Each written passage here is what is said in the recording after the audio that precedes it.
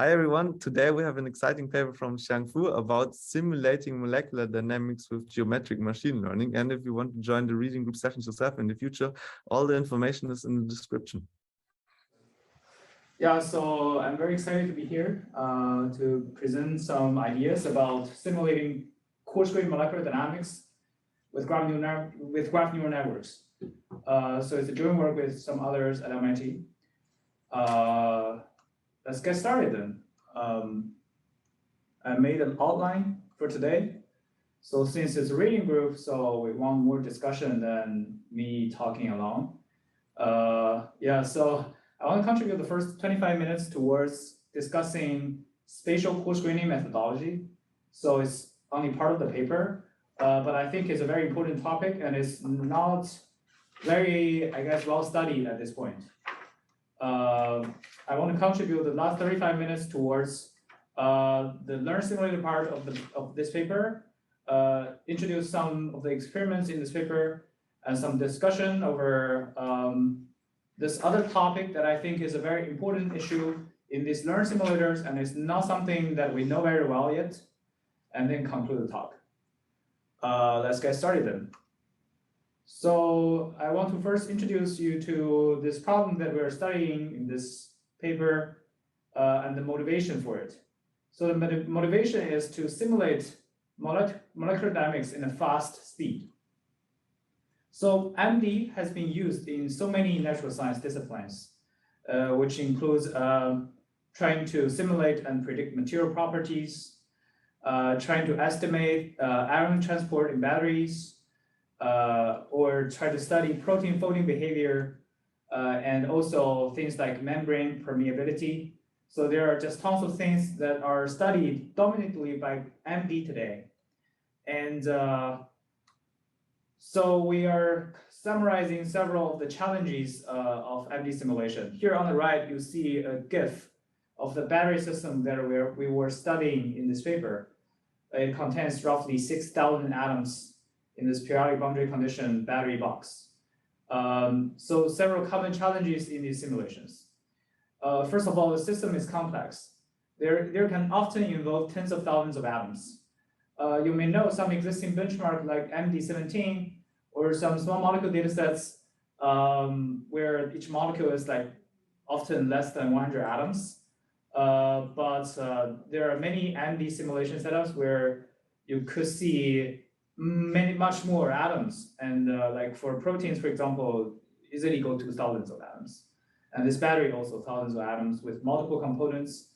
They're not as simple as like many simpler systems where people study more today are like a system where it's just water, or like it's a single molecule, or it's just water. It's like homogeneous everywhere, or it's a crystal, so it doesn't really move much.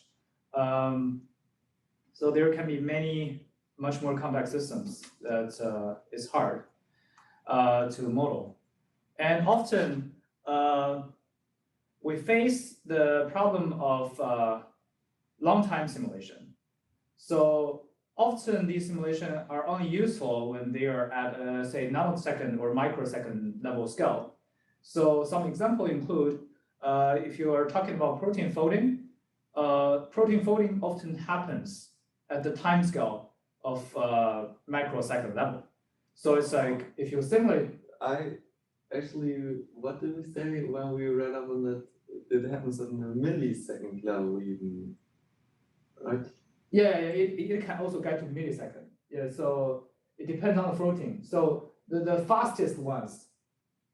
Sorry, anything? Is there a question? Dom, is our audio good? Oh, there are chats. I see. Sorry. Yeah, the audio is good. Well then let's just go. I'll manage the chat. Okay, thanks. But it can even happen at the millisecond. Yeah, it can even go to milliseconds. So often such long simulations are required for some problems, like the batteries here. Also, if you want to estimate the diffusivity of the particles or conductivity of the particles, you will need to simulate it for very long. And this is a big challenge because all these force field simulations, so most of the existing simulations are based on force fields. So you can imagine force field as a local linear approximation of how things evolve. And that linear approximation often doesn't hold for very long for this complex system. That's why you have to integrate your force at a time scale of like 1 to 10 femtosecond for most MD simulation. So if you want to get to things like a nanosecond or microsecond, you will need to simulate millions or even billions of steps. So like the steps we're making are femtoseconds, right? Or yeah, a step is a femtosecond. Yeah. And now we need 1,000 femtoseconds to get a nanosecond, a million. Sorry, femtoseconds. 1,000 femtosecond to get 1 picosecond. Oh. And 1,000 picosecond to get 1 nanosecond. 1,000 nanosecond to get 1 microsecond. Okay, so you need to do 1 billion steps to get 1 microsecond. Yeah, roughly. So yeah, most existing simulation are at a femtosecond level timescale. Yeah. So yeah, you usually need 1 billion steps to get a millisecond, but oftentimes you don't need that long though. 1 billion steps to get a microsecond. Yeah, that's right. So like I can give some examples like the fastest folding proteins, they usually fold and unfold at a time scale of several microseconds. So you would observe 1, 2, 3, like a handful of folding and unfolding events for the fastest folding proteins. Yeah. If you simulate it for a few microseconds. Yeah. And so it's impossible, like it's extremely hard to study the behavior of protein folding at the right dynamics, like timescales. And also like for these batteries, it usually takes like hundreds of nanoseconds to estimate the diffusivity accurately. So there's a need for long simulation, and it's expensive oftentimes. I guess, yeah, now 2 challenges. I think I speak a lot. I'll just summarize the 2 challenges. The system is complex. The simulation time is usually needs very long, although the time step is very short, which requires you to simulate for very many steps. And then the next challenge is we often don't know what are good. So you'll see many existing machine learning models try to tackle this, but usually if you just try to screen an entire data set with MD simulation, that's typically infeasible for large problems because each of the simulation takes like maybe weeks on the supercomputers, a week maybe on supercomputer, or like several days, or for proteins, or months, or even you need specialized software and hardware like Xiang. So these simulations take so long, and you need to screen so many of them. So like there are companies who have specialized hardware for molecular dynamics simulation. Yeah, like Xiang. Okay. Yeah. Do you know what's different about the hardware? I don't know about the details. Okay. But Bo interned there, so he might know. Okay. Yeah. So so what do I mean by large chemical space to simulate? Like for example, if you want to screen a class of materials for battery development, and in our case, these polymer batteries, each of the battery was composed of a distinct type of polymer. So yeah, you can often have, okay, I have so many options I want to screen over to see the properties, but it's so expensive to simulate even one of them. And you'll see many machine learning and surrogate models actually just bypass simulation and try to predict the property directly. But yeah, this is another challenge that we have for a motivation for a fast MD simulator. But overall, it all summarized to the computational cost is often too high or even infeasible to simulate large problems. Is there any question? No. Okay. Just some math that's die Chance Ntons have ASICs for performing ND specific. Yeah. That's right. I think that computer was Anton. Yes. Okay, so the computer is coming. Yeah, good. Okay, so I've talked about some difficulties in simulating MD or like or motivate. Hopefully now you agree with me. It's a very important problem, and it's an expensive thing that people do today. Even with all the methods here, it's still an expensive thing. Well, okay, I agree.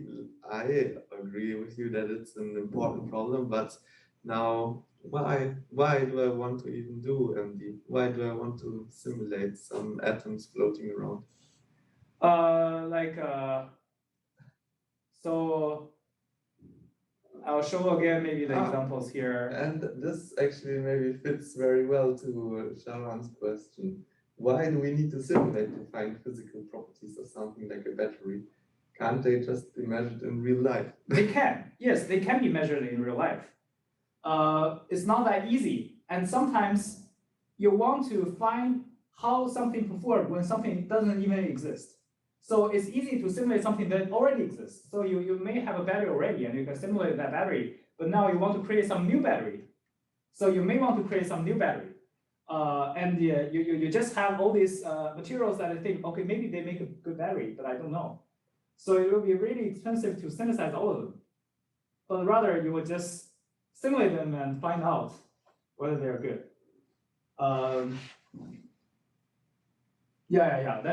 That's a good summarization of why we want to do it. Let's go on. Yeah, and okay.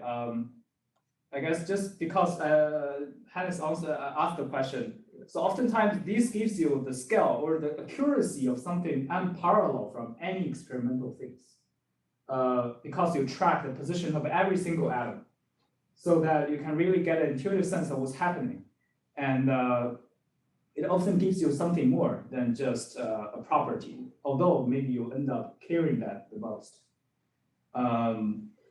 But yeah, let's keep going if there's no more question. Yeah, I'll keep you informed about questions. Sure, thanks. I'll talk about some past effort in accelerating MD.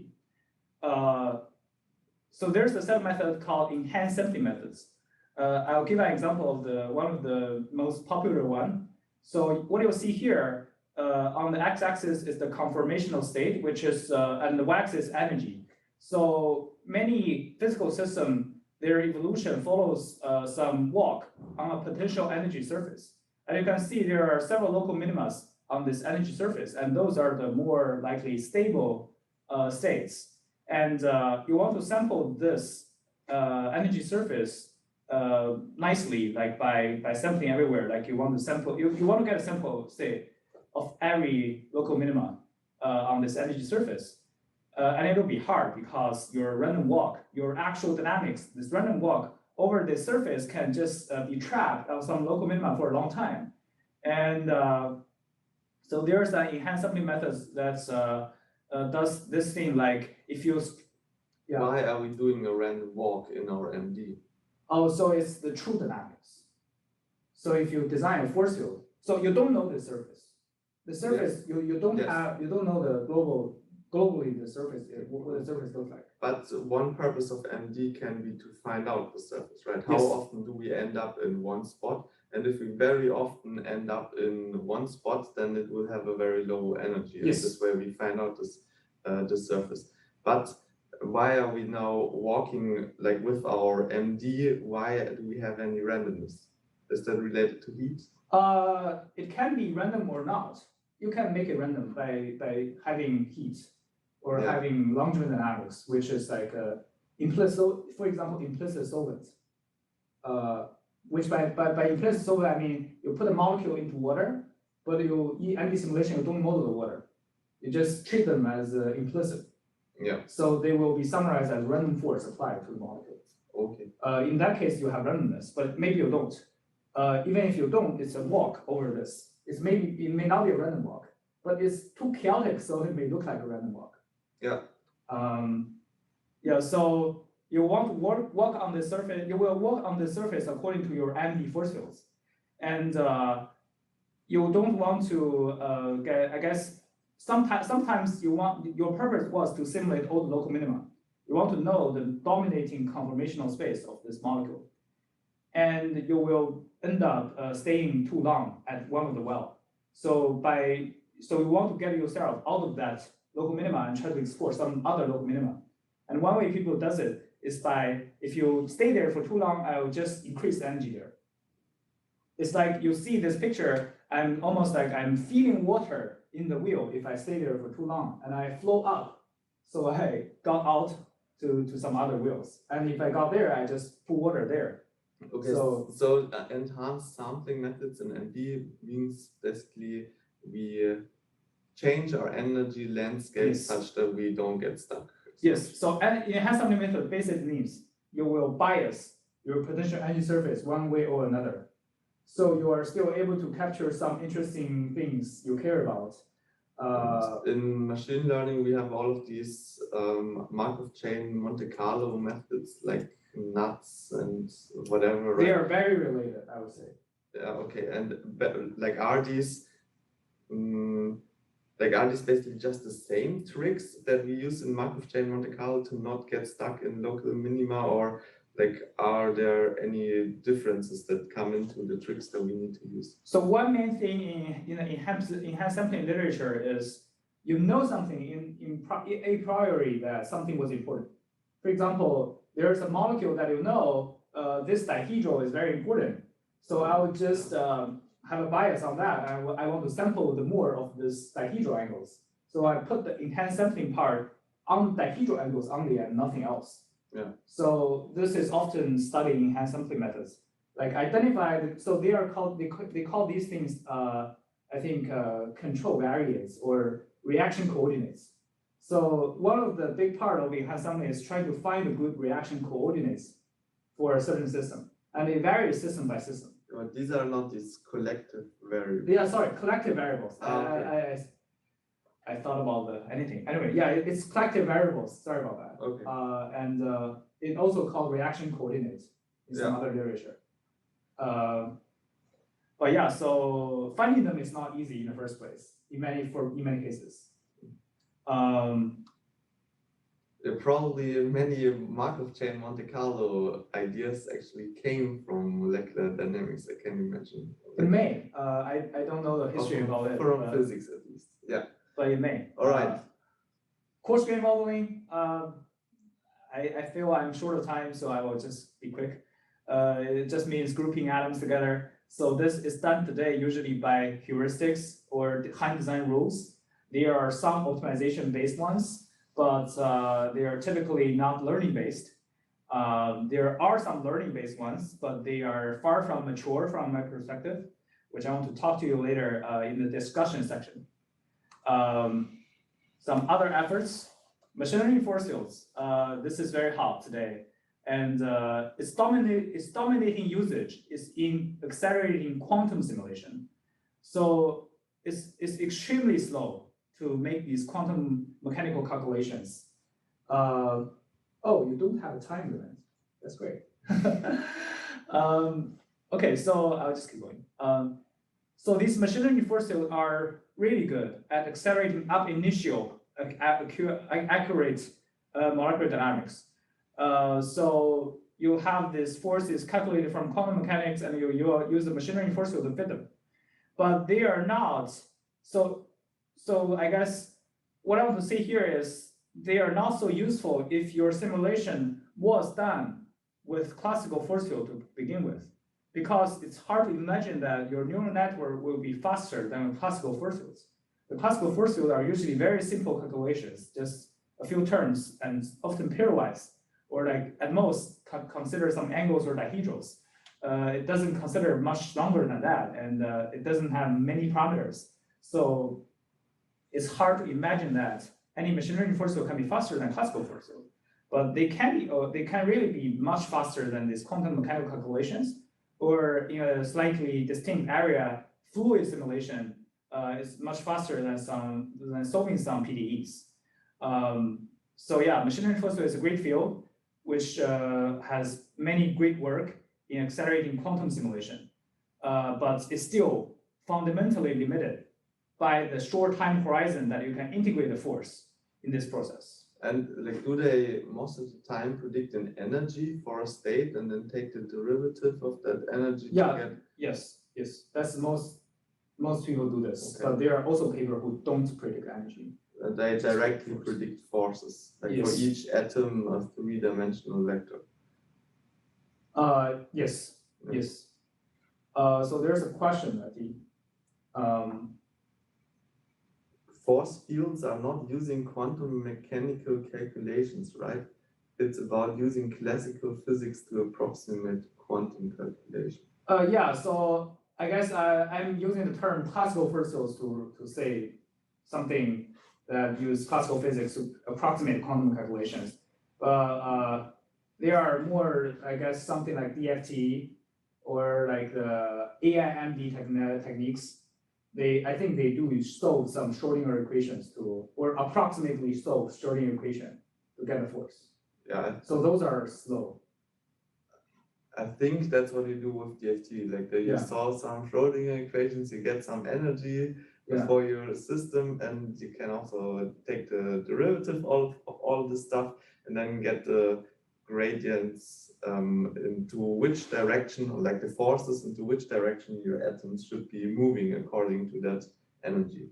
Yes, so I guess I'm trying to distinguish these two as classical force fields or quantum mechanical calculation, or like AIMD, ab-initio MD. So ab-initio MD basically means quantum mechanical MD.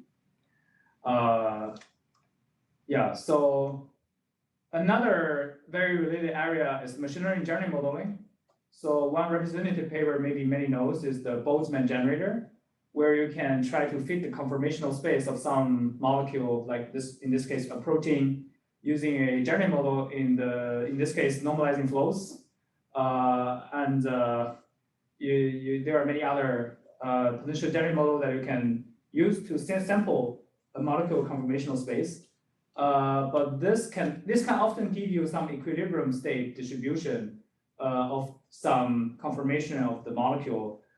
Basically, they can give you some equilibrium state static properties, like RDF, for example, radial distribution function, or some static properties like the key folding and unfolding state, if you do have them, if you do have the data, and some energy function, you can indeed try to find something like that, but it doesn't really give you the dynamics. So it doesn't really, you can't really simulate a realistic MD trajectory from these existing ML generating models.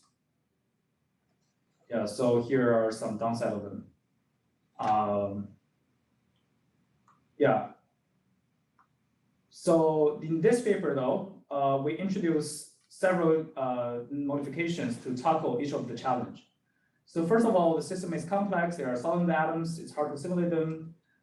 We do spatial coarse-graining. It's a very established technique in MD community to accelerate things, but they are not so well studied in the, I guess, machine learning regime. But how if in the classical regime, if they coarse-grain, what sort of step sizes can they make then? Maybe tenfold, roughly. Okay, so 10 seconds. Yeah. Okay. Yeah, like it can't be much more than that. And long simulation. So in our paper, we use very large time integration steps at nanosecond level. Because we bypass force computation, we don't use force, so we are not limited by the force, by the short integration time you have to use with force. And we face large chemical space to simulate, so we find out that our model can learn from the trajectories from some sampled materials and then bootstrap long trajectories for other materials. And you can also train from short trajectories to simulate long trajectories. Yeah, so I want to first talk about the spatial coarse-graining that we're using in this paper, after which we will have a discussion about what people think about spatial coarse-graining. So here we have a fine-grained structure of the polymer chain. Here each color represents a different type of the beads. You can think of it as a different type of atom. We first do a graph clustering to get a coarse-graining assignment. So here, each color represents all these atoms belongs to a single cluster. And then we coarse-grain this thing by compute the center mass of the beads, of the atoms as the position of the coarse-grained bead. We mean over the embedding of the atoms to get the embedding of the coarse-grained bead. And we sum over the weights of the atoms to get the weight of the coarse-grained bead. Okay, is this cartoon that you drew here? Is this just a cartoon, or is this really the level of coarse graining, or it is really the level of coarse graining we use for this data. Okay, so you go from like hundreds of atoms to 1, 2, 3, 4, 9 little beads. Yeah, so in this case, we group every 100 atoms into one bead. Okay. Yeah, so this is one thing that we could discuss in our discussion as well. So yeah, this is a great question. What is the motivation of the coarse graining? Is it just to be more computationally efficient? It turns out it's not just to be more computationally efficient in this case. So in traditional MD though, that may be the only purpose because you're designing the first code anyway yourself anyways. But in this case, we're trying to learn how things evolve. And so by doing coarse graining, you actually threw away a lot of information. You're almost like, so you can think of like the partition edge surface as a very ragged, very complex surface. By doing coarse graining, you're smoothing it out. So you're now giving yourself an easier problem to work with. And you'll definitely lose things. You definitely lose the original fidelity of the simulation. But by doing this, by smoothing things out, you increase the learnability, and you may still be able to preserve things that you care. In this case, is some, I guess, macro dynamics related properties of the polymer chain. Yeah. I would like to add something here, like coarse graining. One can say that maybe you lose some information about the system, but at the same time, you make the system so much more learnable. And one can easily see, for example, if you want to model the human body, right, and the mechanics of the human body, you could simulate every atom of the human body, or you can just separate it into like the skeleton and just model the skeleton directly. And I feel like what we're doing right now, for example, with proteins, it is the equivalent to have like a skeleton of like where are the points that can be rotated, that can have torsion and so on, and just model the dynamics according to these points. It makes the dynamics like the dynamics much easier to learn, much more generalizable. And then if needed, we can always add like more atomic precision on those coarse grains. Yeah, maybe a nice other example is planets moving around the sun. I mean, you could model all of the atoms, but that kind of doesn't make sense. You can also just model your planet as a single point with the mass of all the atoms, and then you also know where it will go. Yeah, but we have the question, how do you decide the level of coarse graining? Yeah, it's a great question. In this paper, by hand. In this paper, we did heteroparameter screening to get the coarse grain level. Well, it still preserved the property. With this, I think is a very important problem to think about, and it's not well understood from my perspective. So I haven't seen a thorough literature in terms of deciding this. It's mostly heuristic today. Okay, then what did you else want to get into with your slides on coarse-grain? Yeah, so I see people ask about the equations on the right. Let's not get into them. I think you explained them sufficiently. Okay. Like we take all of the mass and we take the mean of the positions. So, yeah. So I will just, I guess, if you think there are questions you think you should stop me, I'll stop it. I will. Yeah, so you can do this for all the polymers here, even if they were different. So I try to emphasize this because the coarse graining is not often well defined or not often known for many classical regime. So for classical ones, often for proteins, the intuitive thing is to coarse grain the amino acids into single beads using their alpha carbon positions. But for many other systems, it's not so clear how you should coarse grain or which parts should be coarse grain or the coarse grain level. Like there's so many questions you could ask about how things should be coarse grain, And in this case, we just, okay, we have a coarse-graining algorithm, which is graph processing algorithm, and we just apply it with the same coarse-grain level to all the polymers. So we can do the same algorithm for the battery. Here I'm showing, so here the color code represents, so the gray represents polymer, blue represents TFSI ions, which is sort of negative ions in these batteries. I forgot the exact molecule name, but the yellow one are the lithium ions. So the lithium ions, which we care the most, is not coarse-grain in this case.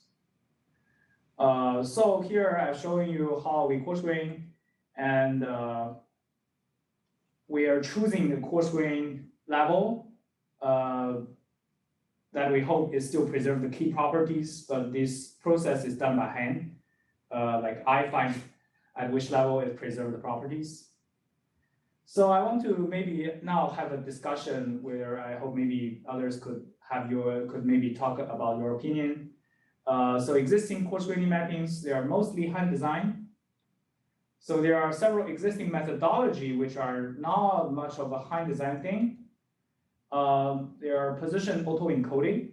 Basically, you have a fine grain, you have a whole distribution of fine grain positions, and you want to encode this to several coarse-grain positions, and then decode it back to the fine grain positions.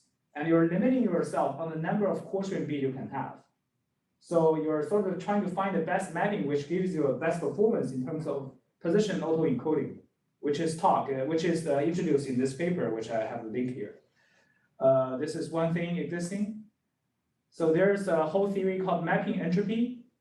It's not simply explainable, but my understanding summarized is that, so by doing coarse-graining, you are smooth out the potential energy surface, and you can try to reconstruct it in one way or another. For example, if you have this auto-encoding, you can reconstruct it.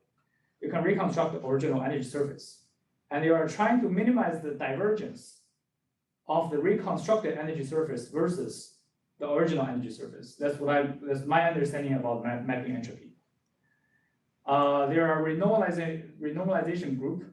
I don't know about this literature too well, but at least what I link in this paper is about they're trying to model a macro biomolecule with elastic network. So basically, they model the bond between the atoms as a spring, and they are trying to group the springs that are of less importance one by one. So this process is called decimation, and in this process, you just group two atoms into one, and then you find the next spring that you think is the least important, and you remove that spring, you group that two atoms together, and you find the next spring you want to remove. So you just keep doing this until you are happy with how many atoms you have left.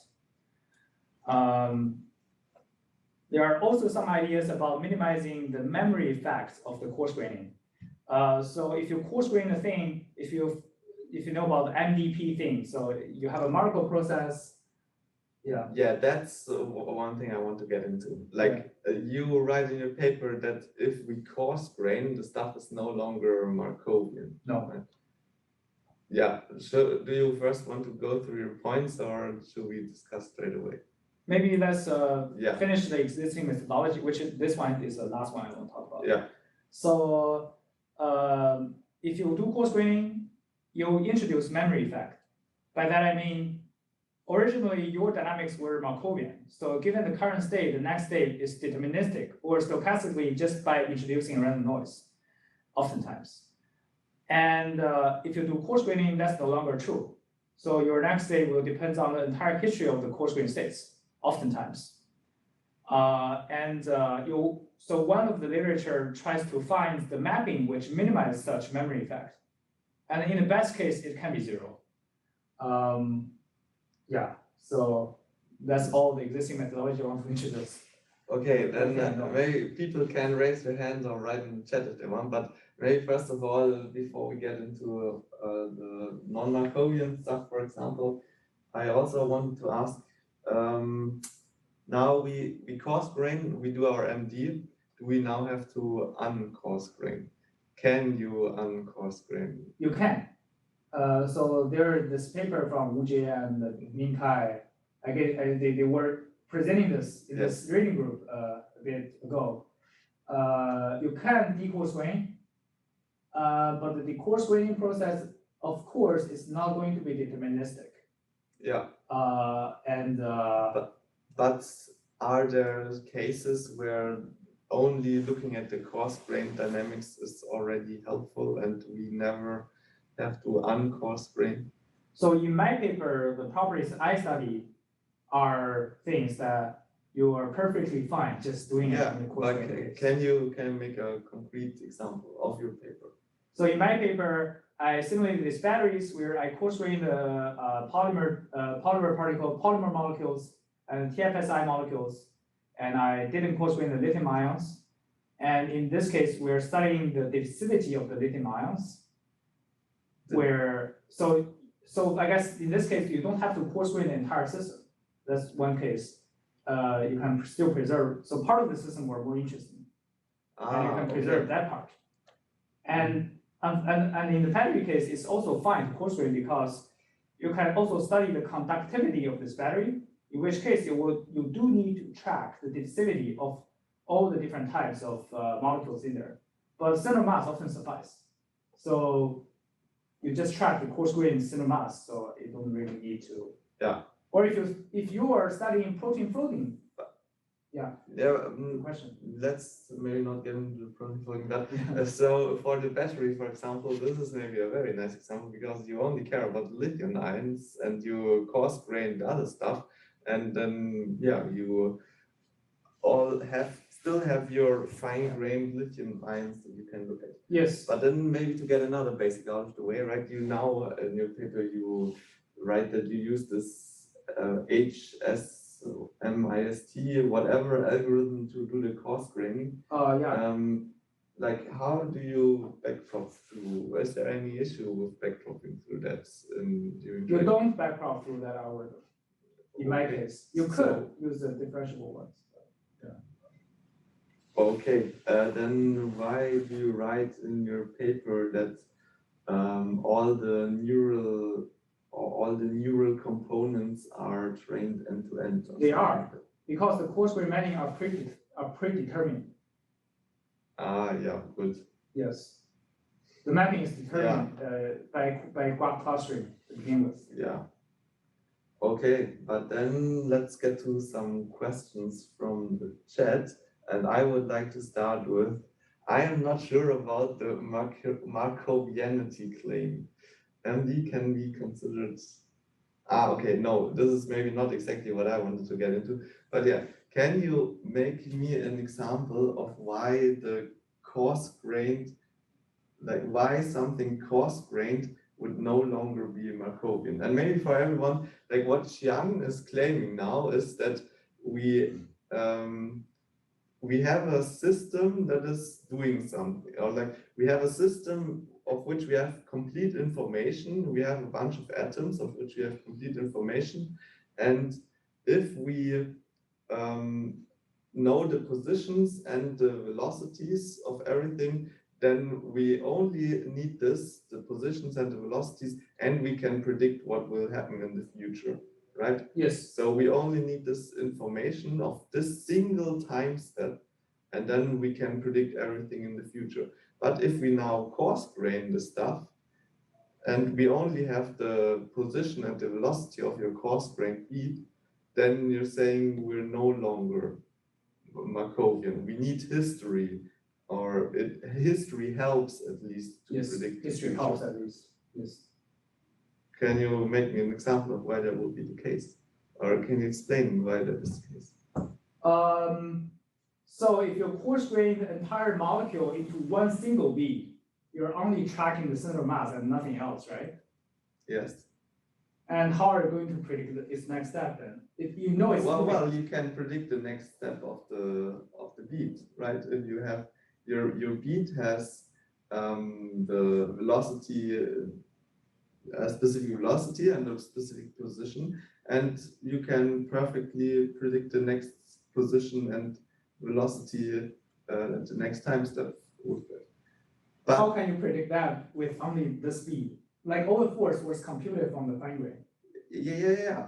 Exactly. That's what I'm saying. Like, you have the coarse-grained dynamics are Markovian, so to say, but the dynamics, if we were to run the fine-grained dynamics and then go to the coarse-grained state, then this would be different from what we ran in the coarse-grained dynamics, right? You can of course try to learn Markovian coarse dynamics, but that's not going to be as good as you incorporate the history. Yes. I'm just saying that I was confused in the beginning by this Markovianity stuff. Now I get it, and I don't know if anyone else is confused, but yeah, maybe we don't have to lose more words on it because not everyone is as slow as I am. But yeah, if we now have our molecule, we summarize it into a single V, then what's the non like, how are we losing by not looking at the history of the single beat? So by looking at the history, you can infer states. I'll give you a more intuitive example, okay? So it's not going to be about molecule, it's about driving, for example. Yes. You know, like this guy, he had a ill, he's ill, and he wants to seek medication. Yes. And now he is at this intersection where if he turn left, he will find hospital. If you go straight, there was no hospital in the straightforward. Yes. So if you knew the history that, oh, he was ill, you know he's going to turn left. But if you don't know the history, how do you know the next step? Okay. I think that's So this is a very clear example where you can no longer doubt what you're saying. Yeah, so if you say you track the fine grain state, which every single atom in this man, you detect if he's ill, and you know it's going to already detect his memory. Like I guess it perhaps doesn't need no more explanation. Okay, but then Svaroop, do you want to unmute? Can you hear me? Yes, we hear you. Yeah, it was a good presentation. I just wanted to ask, like in molecular dynamics, each atom has a radius, something like a van der Waals radius. Can you talk about a radius of your coarse-grained node? When you do a dynamics of this coarse-grained model, can you talk about the radius of the node? I see. Good question. So I did not model the radius at all. So I just coarse-grained them, and the radius is not part of the feature. So you can imagine that. Let's go back a bit to, well, doesn't let me go back. Let's. You see, each coarse-grained bead now corresponds a very big chunk of atoms, and they just change all the time. So it's, if you think about maybe trying to define the radius of this coarse-grained bead, say as the as minimum bounding box or oriented bounding box of that bunch of atoms, you can then define sort of a radius, but that radius will be changing all the time. So I think it's not so well defined, like a radius of the coarse-grained bead. And I actually tried keep tracking of it, and it becomes really unstable. So it's not really beneficial for me to track the sort of the radius of coarse-grained beads. And in my case, I just didn't track them. And I guess in many existing machine learning force fields, it's not actively tracked, I believe, in learning force field. All right. Then, does anyone else want to chime in with something, or should we go on? Let's go on. Yeah, so this paper doesn't really introduce a methodology for coarse-graining. We just use graph clustering, which is not something that I've seen often in previous papers. but it's not a very nice objective that tries to minimize something or like has any principle whatsoever. It's just something that we find intuitive and works. So I guess one crucial part here is we only group beads that are bonded together. So if two atoms are bonded, you know they never leave each other too far away.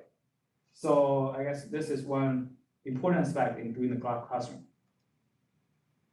So I guess I want to also talk about a few ideas that I have, which I don't think exist in any papers today, that may be relevant to learning a coarse-graining mapping. There's a line of work called dynamical independence.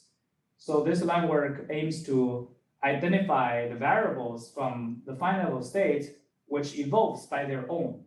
By that I mean, consider your fine-grained state is a time series of xt, xt plus 1, and so on. And you want to get yt and yt plus 1 and so on from xt's. And what you want is you can predict yt plus 1 by only the history of y's, but not the history of x.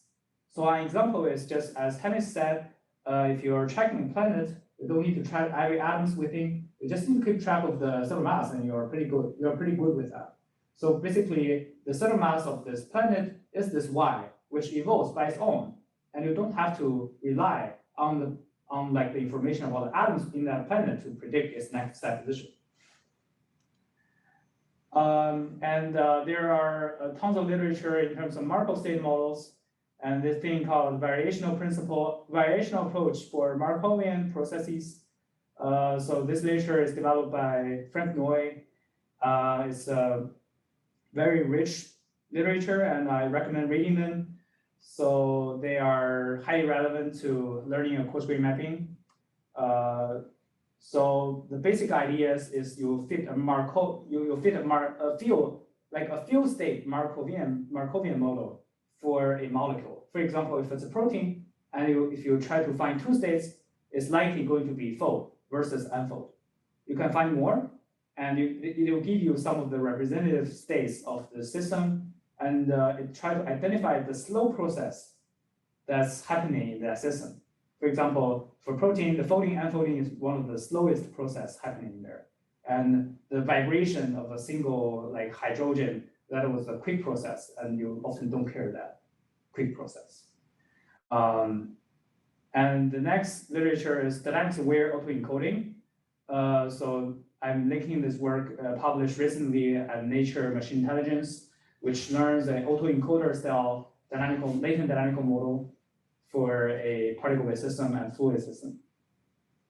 Yeah, so I got some ideas that are not used, that has not been used for coarse-graining, but I think they're highly relevant. Good. So people go ahead and write your papers. Yeah, I guess we can keep going if there's no questions. Let's keep going. Yeah. Excuse me. No. Yeah.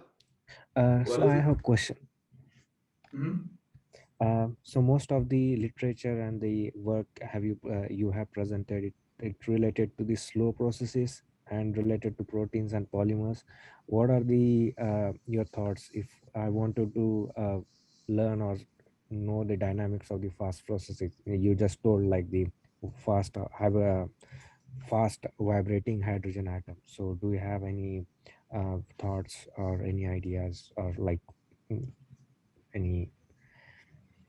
So the question is coarse-graining also relevant for very short time scale processes?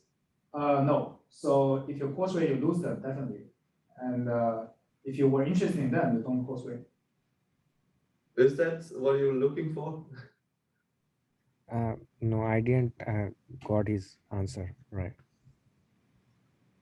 You didn't get the answer. Well, the answer is no. You don't. If you want to do something on short time scales, then coarse-graining does not make sense. Yes. Okay, good. I would have thought maybe. Well, no. If you have the planets again, and then if you do something on a short time scale, then modeling just the planet as a single point of mass is still ideal, right? Because Oh, in that case, I would already say that's a long time scale. Like, no, you can still just model the planet moving in a femtoseconds, but you will recover its motion perfectly, and you can even perfectly uncoarse grain, right? With your when modeling it as a single point.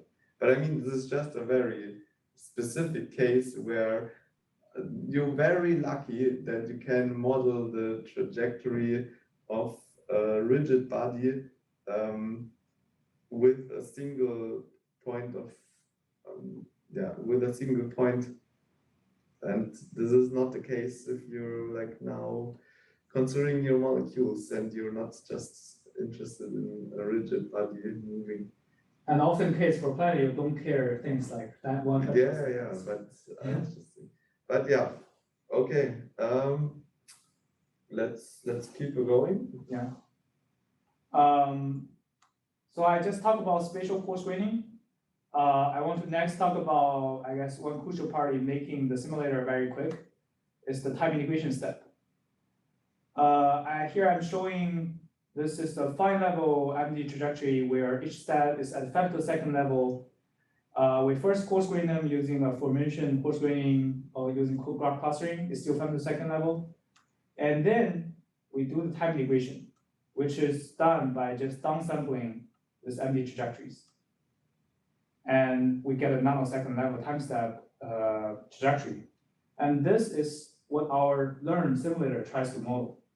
This is the data we learn with. Yes. Right. So Yeah. in the end, the bottom Yeah.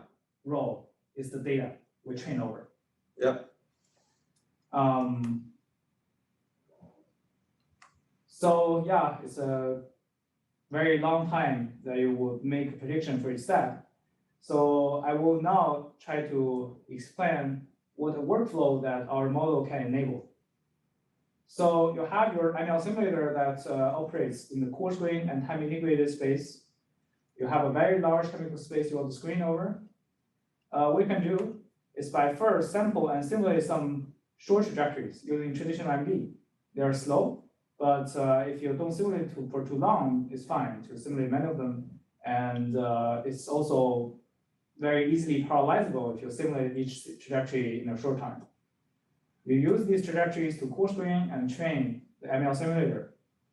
And then you want to screen the rest of the materials you have in this large chemical space using the machine learning simulator to do inference. And you can simulate very long trajectories at a very fast speed at the coarse-grain level, which would still be useful in terms of calculating. So this is all just a use case. Yes, it's why a use it case. is useful. Yeah, why this is useful.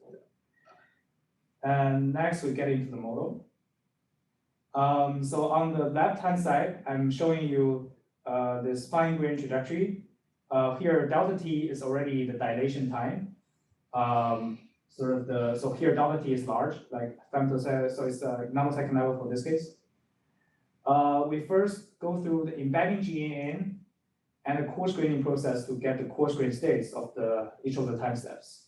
So the embedding GNN is a graph neural network that operates on the fine-grain level. It tries to learn an embedding vector for each of the atom. So basically, I'm doing this so that the atom captures some of its own local environment. So you can imagine two different coarse-grain beads may have exactly the same composition, but their local environment was different. So you use the embedding GNN to learn them, and the coarse-graining process is not learned. So here, all the learnable modules are colored in blue. Coarse-graining is just the graph collection process we just mentioned. And these compose the pre-processing step that you get the coarse-grain trajectories you want to learn over. Now you have this phi, which is not a learnable module. It basically composes. So here you see my feature came from a k-stat history. So I basically am composing the features in there. I have the atom embeddings. I also compose the k-stat historical velocities into the bead embeddings. So this is the same as done in the 2020 SML GES paper. Yeah, it's existing techniques. So it's just featurizing this history into one single featurized embedding for each atom and their edges. So then you have the dynamics GN and the score GN together to predict the next step. And the loss is then computed by comparing, by trying to do this Okay. regression. So you have three GNNs. Like one is the embedding GNN. This is just pre-processing, right? It just gives us a way to generate coarse grains, to generate coarse grain features. Yes. Yeah. And now this dynamics GNN, it takes a time step as input, like a configuration of atoms, and its output is. So dynamics GN outputs acceleration of each atom. Yeah, so like a three-dimensional vector. Yes. Don't you also have like an uncertainty? Yes. So it's a Gaussian distribution for each atom, and you can sample from the Gaussian distribution. But yeah, the network itself predicts a six-dimensional vector for each atom, where three of them are the mean, and the other three are standard deviation of the acceleration of that atom. Okay, and then what do you do with that acceleration that you predicted during inference? If I now want to make a time step, You sample from the Gaussian distribution. Yeah, and this is then just your one step. And can you then change the time step size of your method? No. Right. This is something that you can usually do with other methods, right? You can run them at different time step sizes. You mean force fields? Yeah.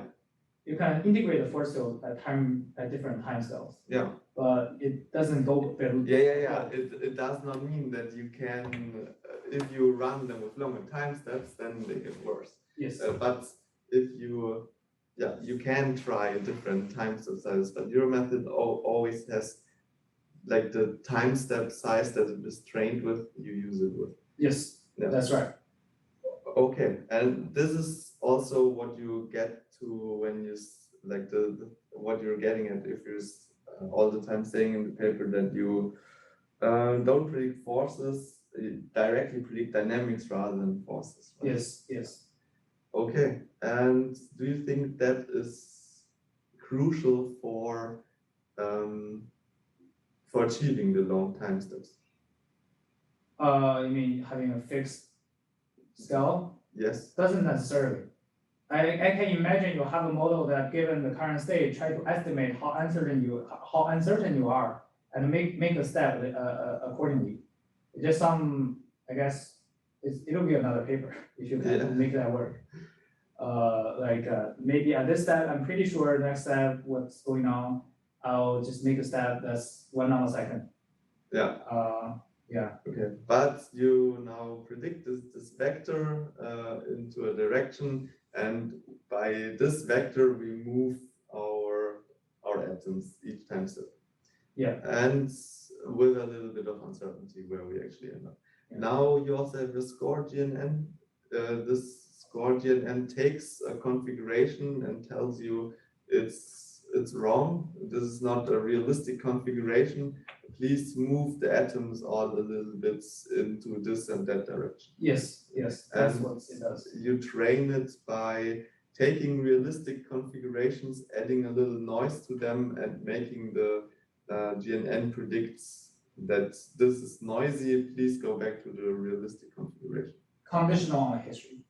Okay, nice. And like this score GNN, you now train it with this denoising approach. Yes. But how much noise do you usually add to your configurations? Not too large. So for example, my single step dynamics are usually, say that's at scale 1. The noise I add is like 10, 20. Okay. It's not extremely large. It doesn't make the thing go to entire noise. Yeah. And you train with all noise scales between 10 and 0. Yes. Yeah. Okay, cool. So summary, we have dynamics GNN that tells us where we go, and then with the score GNN that does like maybe similar to an energy relaxation and quickly corrects everything, and then we run the dynamics GNN again. Okay. Yeah, that's exactly right. Is score GNN also very dependent on integration step, right? No. I don't fully understand that question. Like, is the I would have understood it is the noise level that you use in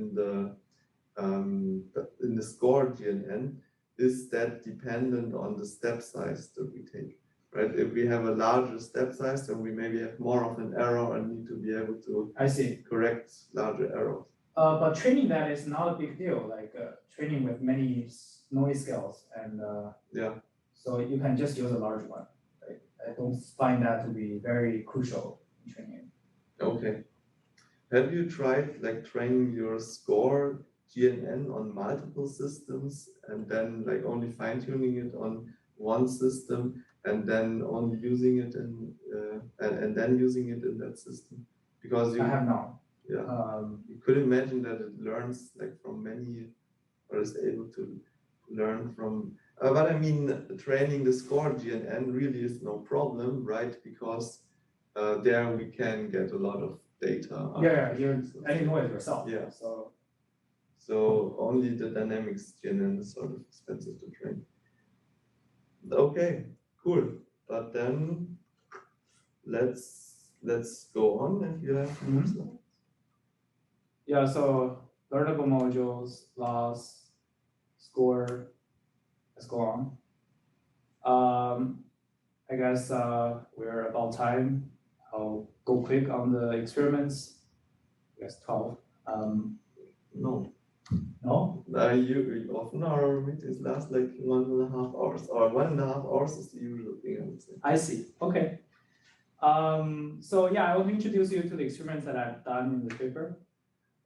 We have this chain polymers, and here we're looking at a property called square radius duration. Yeah. And what is that? Yeah, so the equation for computing it is here. Basically, it's the weighted average score distance to the center mass. Okay. Of every single bead. So like you can see here, I show you 3 conformation. The first one has low RG. I'll just call it RG, like radius duration. The first one has low, the second has medium, and the third one has high RG. Basically, it tells you how extensive, like how things are like going together, or they are more spread out. So it's kind of the moment of inertia of the thing around the center of mass normalized by the center of mass. Normalized by the mass. Right? So it tells us a little bit about how easy and hard this thing is to rotate. So, I'm not sure. Okay, why do we care about radius of gyration? So it's related to compactness of this polymer. So you have many of this polymer, they may just strangle together into. Okay. Yeah, compactness. And if you make the thing large, it's harder to rotate, right? If you put everything very close together, then the moment of inertia is lower than if you put the stuff far apart, or like it's harder to rotate if you put it far apart. Yeah, I haven't read about. But it's related to compactness. Okay. I see. No, that's what you're saying. It's related to compactness. I mean, anyway, yeah. But I don't know. Maybe people care about this. So this is the main property of study in the previous paper at Science Advanced. Also the paper where we got this data set from. So they mainly study this property. Yeah. Yeah. Let's just accept that it's interesting to some people. Okay. So here I'm showing the diversity of the polymers. So these are all from our data sets. You have some of them have very large radius duration, some of them have very smaller ones. So some of them will strangle together. So just trying to show you the diversity of the polymers can behave just according to this property. We are also facing this more challenging regime where we are training with class 1 polymers, but we're testing over class 2 polymers. So the class 1 polymers are regular polymers that are just made of 4 compositional units. And the class 2s are random polymers. For example, you can note the irregular structure in the circle area. On the left one is just always uniform. And we're also facing this very challenging regime of training over short trajectories and trying to simulate very long ones to get the correct properties. So our training trajectories are 50K tau long. So tau is the time unit here. And the evaluation trajectory is 5 million tau. So these are conceptual polymers. The unit is just a conceptual unit that's used in this literature.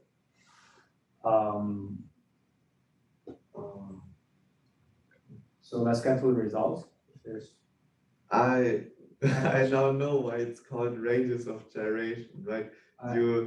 You can rotate stuff and you can get the moment of inertia is just the masses times the distances from, or the moment of inertia around the center of mass is the masses times the distances of every single point.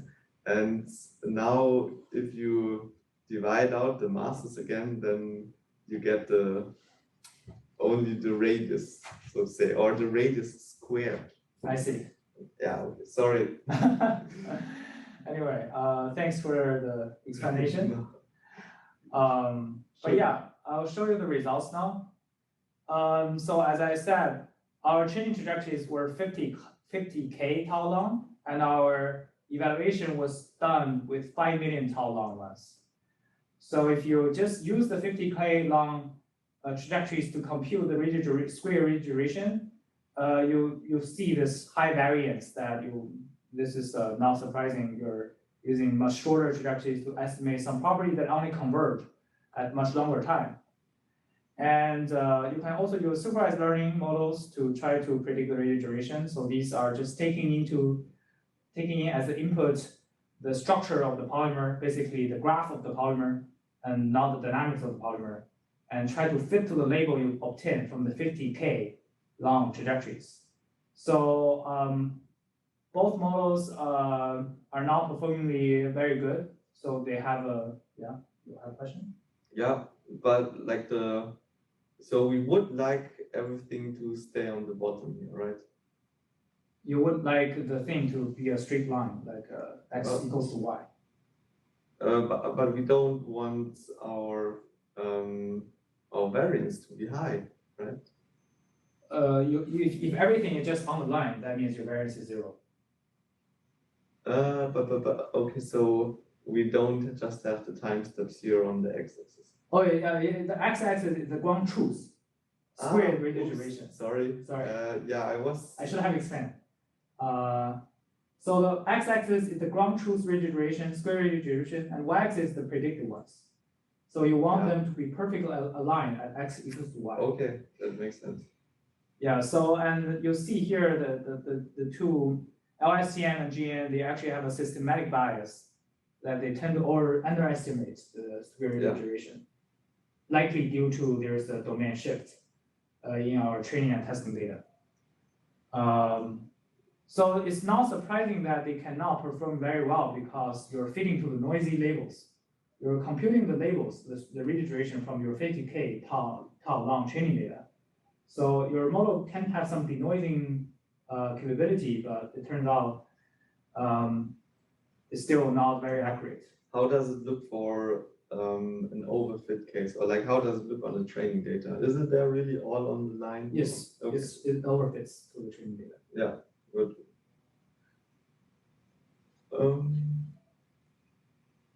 Yes, R squared can be negative. Yes.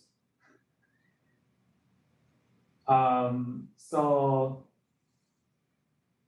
this is our Learn simulator, which does a lot better than the two supervised models. So this is also not surprising, I would say, because if you were able to learn the dynamics well, it is not biased or high variance. All the labels are ground truth. We have the question again here. What is the x-axis? It is the radius of gyration. So the property that we're trying to predict at step 2.5 million or 2.5 times 5 million. And then the radius of gyration, the property that we're trying to predict at step 3.0. Oh, it's not at step, it's a mean. It's the mean over the entire trajectory. Okay, but like we are looking at times, right? These are not times. These are numbers. So the square radial duration is, say, 2,500 for that polymer. So for example, this point, so like let's say the leftmost point on this plot, Yes. its square radial duration At time 5 million. So there's no time in these plots. Everything are average over the entire trajectory. Ah, okay. But then just tell me what is the 5m? Oh, it means these properties are computed from 5 million tau MB trajectories. Oh. And how long do we run them? You mean walk out time? I don't know what clock time is. Like, how long do you run the MD simulation? 5 million tau. So that's how long the trajectories are. Okay, so you have a single trajectory that runs for 5 million time steps, and you average over all of the true radius of gyrations, and you average over all of your predicted radius of gyrations. That's right. And then you look at the plot of, and you do that for multiple different systems. So Yes. you get multiple dots. Yes. And yes. that's the thing that we're plotting here. Yes. So each dot here is a system. There are 40 dots here. And I'm very sorry for my confusion. I'm pretty sure not everyone was confused. So it's not your mistake. Sorry, so I should have explained the axes again, so a bit clear. So no? I think now we got it, right? Okay, yeah. So right. But by the way, so here the first plot was 50k tau MD. That means the y-axis was computed from 50k tau MD. Okay, yeah. So they are high variance, which is, I guess, intuitive. Yeah. And the supervised models just predict single radial duration. Label was the mean. Yeah. Yeah, so the learner simulator performed well. The reason being the dynamics was true. You were not fitting some noisy labels. And it turns out you can simulate this for a very long time and compute the right properties. And you can do things beyond this. You can compute the distribution of the radial duration. And you can try to compute the principal components of these polymers. Which I would say that it fits nicely. So it's sort of a rough estimation of the potential energy surface. You can also try to estimate the autocorrelation function of radial duration. So here, the TRG2 means the relaxation time of radial duration. Basically means, so here, this plot you're looking at. This plot you're looking at, the x-axis is the time, and the y-axis is the autocorrelation. This thing always decays to 0 in infinite time. So if this polymer unfold very frequently, you will see this decay quicker. So it tries to capture this dynamical property of the polymers. And here I show three example polymer and their relaxation, and you see a nice speed of the predicted relaxation time and the ground truth. And so here is the scatter plot of it. Also 40 points. So in the plot on the left, we have the correlation between our previous and our current step.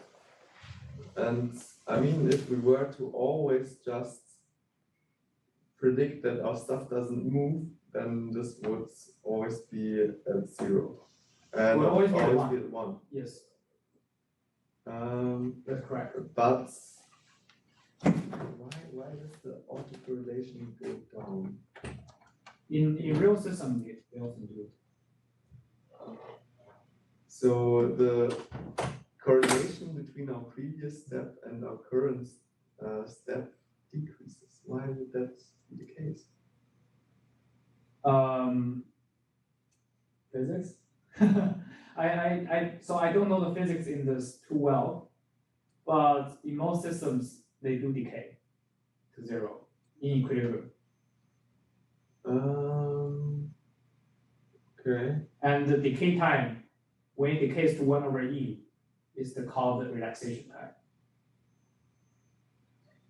Because I would have thought that it's the other way around. Like you have some molecules that are stuffed together somehow, or some atoms, and then you run your simulation and stuff unfolds, and now it's in equilibrium and nothing happens anymore, and the correlation between previous and current. In equilibrium, things still move.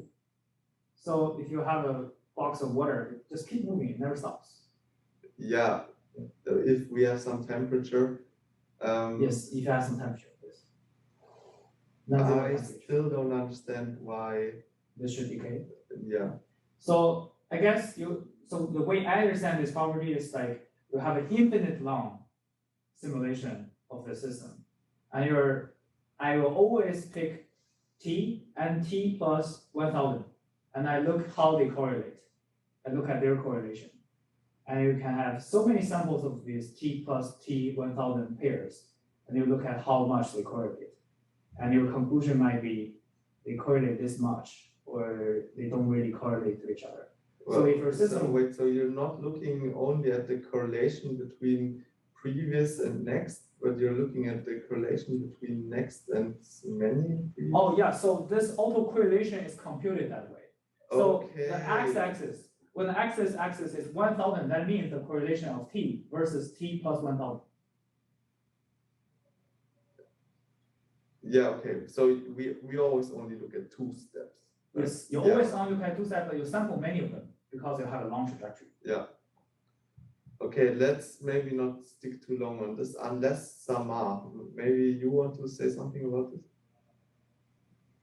Yeah, I just want to say that this is similar to the Markovianity, right, that we were discussing earlier, right?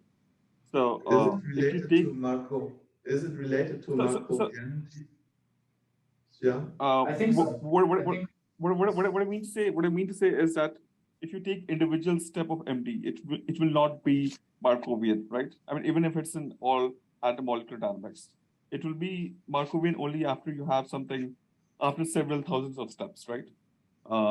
And that is similar to, that happens because your system is not correlated anymore, and so system not being correlated means that you have your history, your memory is gone by that time. After like that's not 1,000 steps or more. No, that's not true. So you can have a Markovian dynamics, totally Markovian dynamics, but the autocorrelation does not decay to 0 that quickly. But every individual time step won't be Markovian, even in an all every time step is Markovian. So for many MD, every step is Markovian. So Markovian means you can predict the next step without looking at the history. It doesn't mean there's no correlation. Like that's I'm confused the other way around. Like if you have a Markovian process, and then the autocorrelation between the previous and the next time step should be high, right? The current step and next step, they're often high. Yeah, they're often close to 1. Yes. Anyway, I mean, let's maybe not linger on this too much. Okay, so here you're looking at the autocorrelation of step 0 to step 4 and not... So step 40,000. So this point, the autocorrelation that you're showing here at point 4 is the autocorrelation between T versus T plus 40,000. Okay, shit. I'm so sorry. Then it's obvious why it's going down, right? Yeah. I was thinking that we were looking at the autocorrelation of 40,000 and 40,001, and No. just at time 40,000. And we're looking how our autocorrelation evolves over time, and not because that's what I call autocorrelation. If you always have the same time difference, or I thought that's So the x-axis means the time difference. Yes. So it is not the time point that we're looking at the same time difference. It is actually the time difference. So yes, the x-axis is actually the time I difference. think this makes it very obvious that the should correlation should go to 0. I'm very sorry about this waste of time. Let's go. Yeah, okay. So yeah, this I would say is a very hard property to make right if you're learning a simulator, because you need to really simulate very long. You need to be correct for a very long time to be able to recover this. The next experiment was with the battery systems. Like if we had. Okay, no, let's go. Yeah, so this system features multi-components. There are polymer, there are TFSI, there are lithium ions, and you have this very large chemical space to screen over. There are so many different polymers, and we're looking at this property called lithium ion diffusivity, which simply means how fast lithium ions move within this battery. And here I'm showing you this dashed line, which is the training trajectory length. They are 5 nanoseconds. And you're looking at this property which only converges or not at 50 nanoseconds, but that's the long trajectory we have. So it's basically not possible to get accurate lithium ion diffusivity with only 5 nanosecond trajectories. But also please note that the y-axis of log scale. So it's a slow convergence property which requires long simulation, and we aim to learn a simulator from the short trajectories to bootstrap long ones for unseen polymers. And here we show the result again. As I show you, like you will suffer from overestimation if you use very short trajectories to predict the lithium ion diffusivity. Here, the x-axis is the lithium ion diffusivity computed from 50 nanosecond MD trajectories, and y-axis in the first plot is computed from 5 nanosecond MD trajectories. And no surprise, they highly overestimate everything. And then we can use a supervised learning GAN. This is introduced in the paper which introduced this dataset. It's GAN over the polymer graphs. And because in our setting, you only have 5 nanosecond data for your training, we use the supervised learning data model to, given the polymer graph, try to predict a curve, an exponential curve for the diffusivity. So we are sort of assuming the diffusivity decays in an exponential way. And we are given the 5 nanosecond labels, and we feed these parameters of this decaying curve over the first 5 nanosecond, and at test time, we try to predict that of the 50 nanosecond. So apparently, exponential curve is not a great feeding, but how would you fit it? I mean, I also tried neural ODE. They perform even worse than using an exponential decay. Yeah, so basically, I try to account for the overestimation problem of using short trajectories, but you are not able to resolve them with the supervised learning model. So you can use our learn simulator, but if you don't do the score GN refinement, what you'll find is that you are still not good, because oftentimes you will collapse. After this long time simulation, your simulator just go wrong, they're unstable, and things go into unphysical state, and things just collapse, and you get arbitrary numbers. Do you have something where we could see like the difference of the no score GNN versus your method as the like for different numbers of simulation time or different lengths of simulation time? We do have that, just stored in a few slides. Yeah. Well, now with Coarse-grain, you can get very accurate dynamics prediction, and you can get accurate prediction of the lithium ion diffusivity with the mean average error of mean absolute error of 0.11 on log scale. This is roughly the error you will get if you simulate two random trajectory of 50 nanoseconds. That's what I want to, I guess, add here. This is roughly the random error. Okay. So here is one demonstration of the difference between with or without Coarse-grain. Here you're looking at the radial distribution function. So the radial distribution function basically try to compute the pairwise distance of these two types of atoms within the system, and then do a histogram over them. So for example, for the first one, lithium ion, that means at radius roughly 0, there was no atoms that are of distance roughly 0. And so there are many of them that are at radius 10. So basically it's a uniform distribution almost. So here, this thing always converges to 1.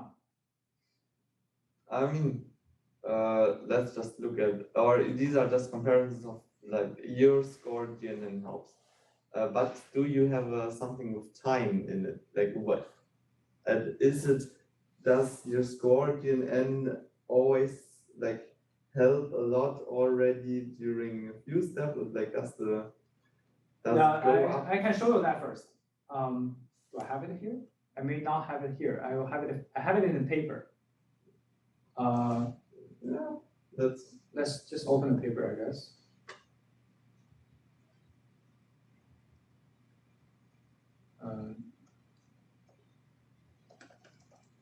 And everyone,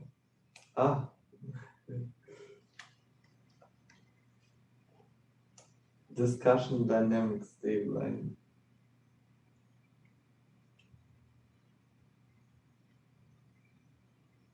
Yeah, definitely have to. Your screen sharing is paused, right? So we can't see that right now. Yeah, I'll find it out first. Yeah, so, sorry. Here, this one. Yes. Okay, can you?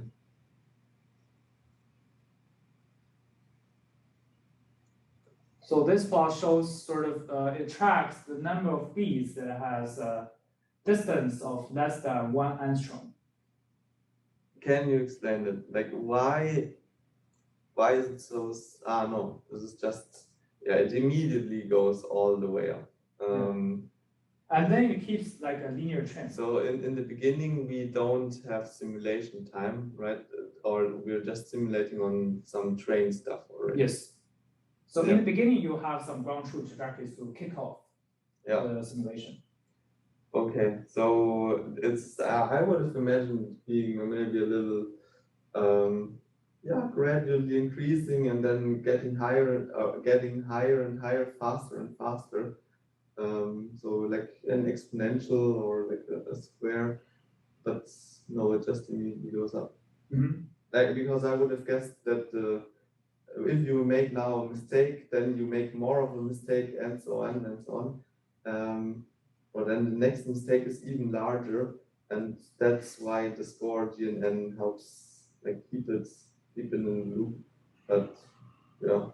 But it does. I would say it does have a linear trend of keep going up after it goes up suddenly.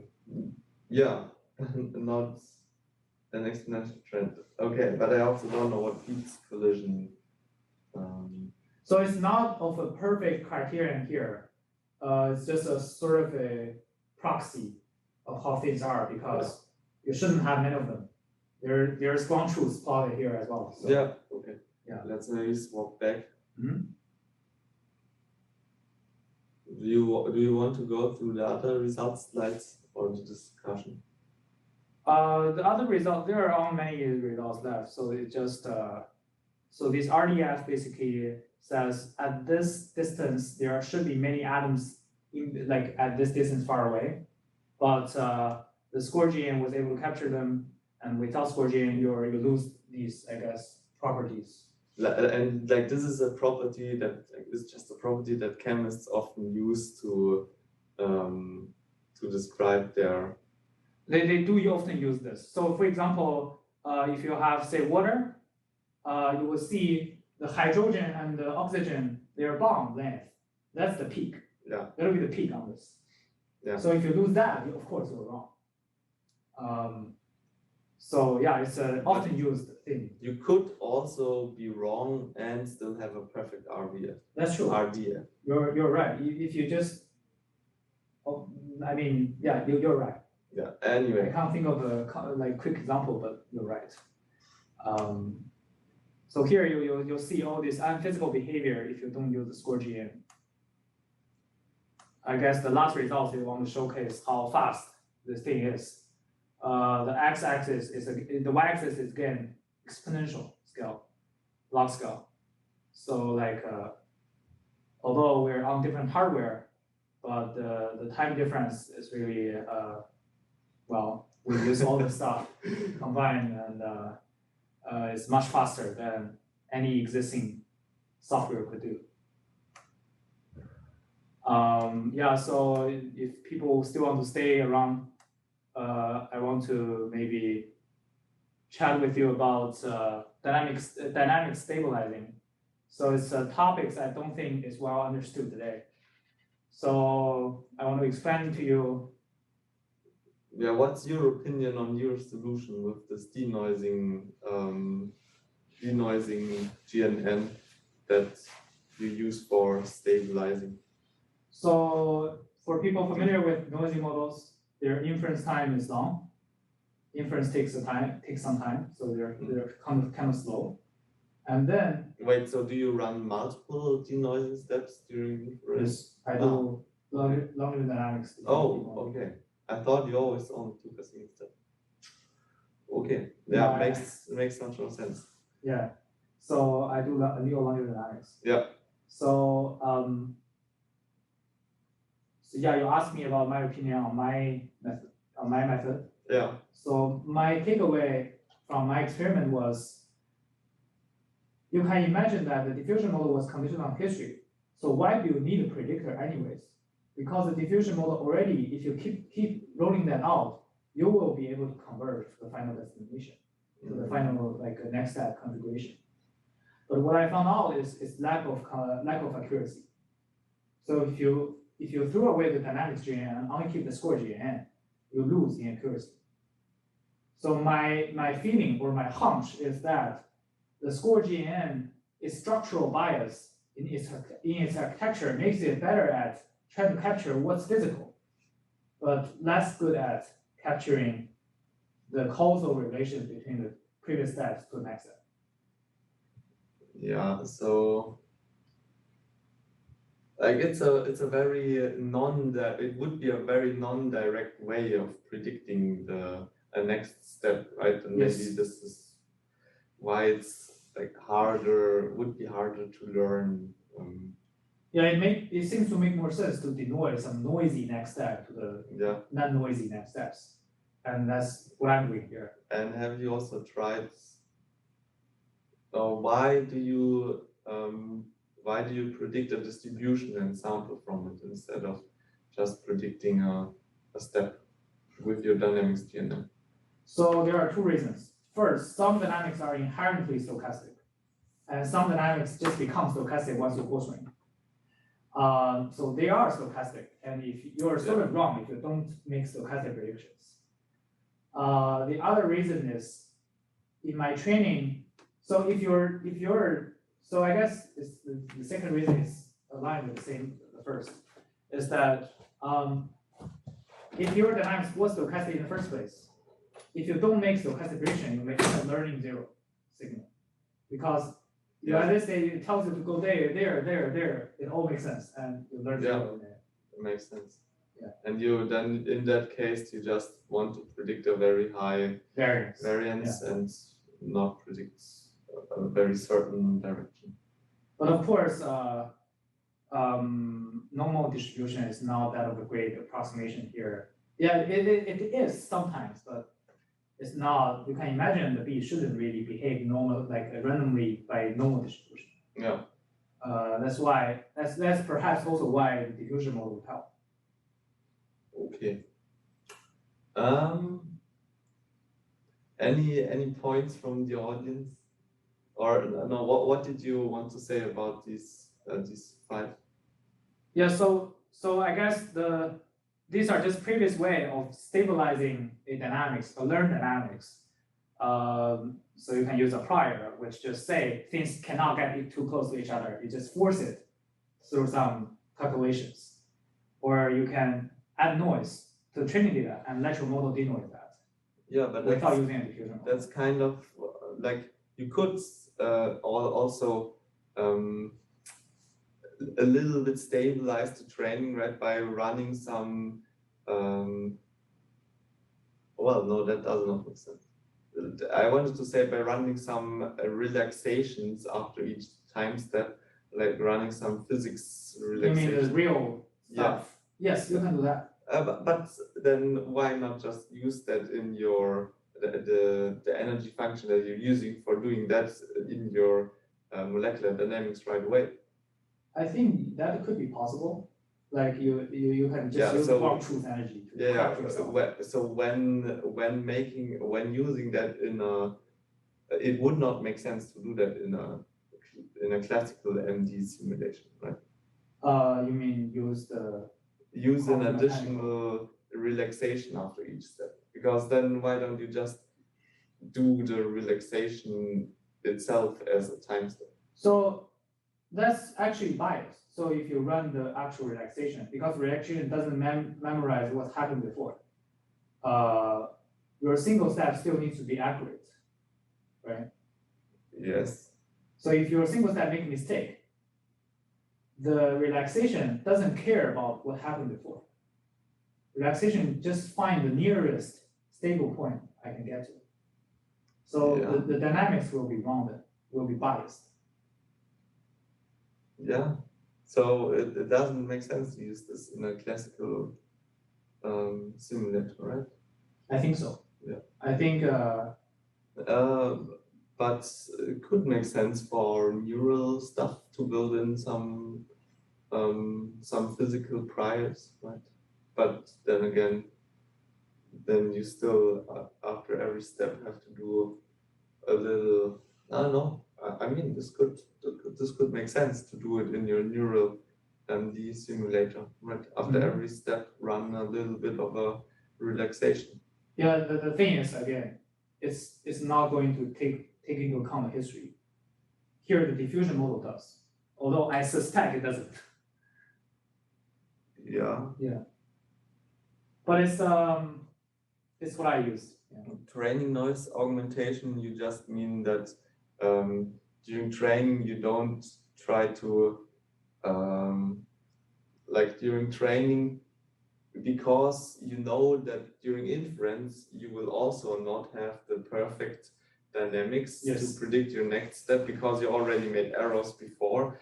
That for that reason you train with errors added, so that your model is also already used to having erroneous data. Yes. So yeah, basically that. Basically, during training you just add some noise to your training data. Multi-step prediction. So you can make your model to do multi-step prediction. Your model make errors, right? So this error will accumulate when you do multi-step prediction, and you just train your model end to end by doing BPTT, which is back propagate through time. Yeah. Yeah. Okay. Like these, I don't know, maybe denoise the simulator noise. So basically, it's similar to multi-step prediction. You let your model do multi-step prediction, and the model has some error, and just take that as data, and train to predict the k step in the future, the ground truth. That's also basically all trying to add some noise to a training data. Yeah, these are all points that also come up in the the training noise augmentation, multi-step prediction is also brought up in the message passing neural PDE solvers. So they actually use the denoise, the simulator noise one. So that paper is actually the message passing MPD Okay. solver. Yeah, so they didn't do the backprop through time. But they do multi-step prediction, right? They do multi-step prediction and they treat that as the noisy training trajectory and try to recover ground truths. Yeah. Case that in the future. And they also add noise during training. Yes, they also do that. All right, then. That was a fantastic discussion with Xiang Fu about his paper and molecular dynamics in general. A super interesting field. That's, I mean, you heard his suggestions. Maybe you can write a paper there too. And yeah, if you want to join the future reading group discussions yourself, the information is in the description, also with links to sign up for email reminders or to join our Slack where we have discussions and you hear about the next papers and you can vote for them. See you. See you.